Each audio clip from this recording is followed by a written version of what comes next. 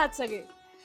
आज मी तुमच्यासमोर असा विषय घेऊन येतेय ज्याबद्दल बोलायला मला फारच कष्ट पडणार आहे.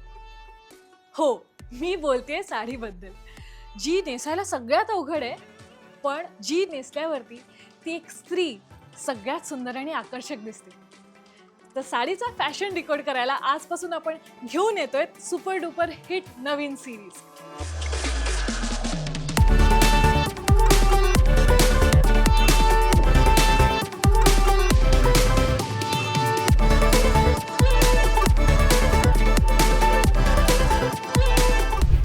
या सिरीजमध्ये आपण फक्त साड्यांची फॅशन डिकोड करणार नाही, तर त्यांच्या शाटी म्हणजेच संस्कृत कनेक्शन पासून ते आतापर्यंतच्या मॉडर्न ब्लाउज पर्यंत सगळी गोळाबेरीज करणार आहोत. भारताच्या प्रत्येक प्रांताची साडी म्हणजे एक वेगळा ग्रह आहे.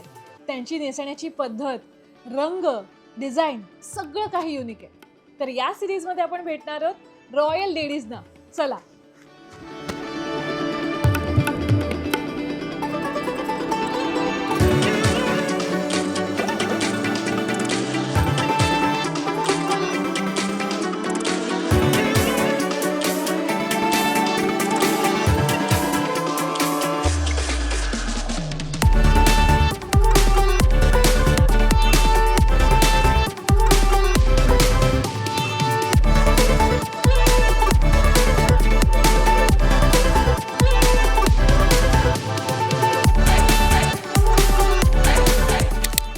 राजस्थानची बांधणी, जी नेसल्यावर असं वाटतं की आपण थेट राजवाड्यात आलोय.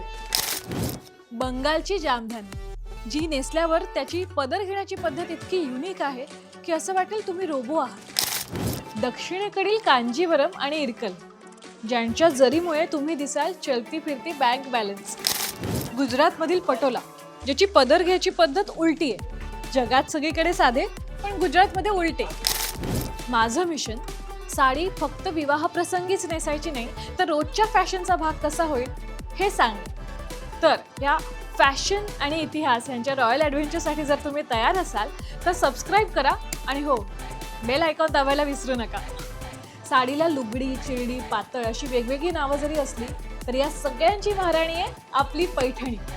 कारण पुढच्या भागात आपण सुरू करणार आहोत 2000 वर्षांचा इतिहास असलेली आपली पैठणी.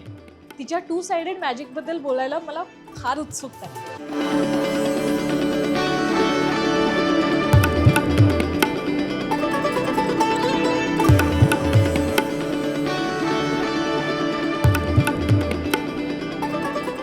तर भेटूया लवकरच.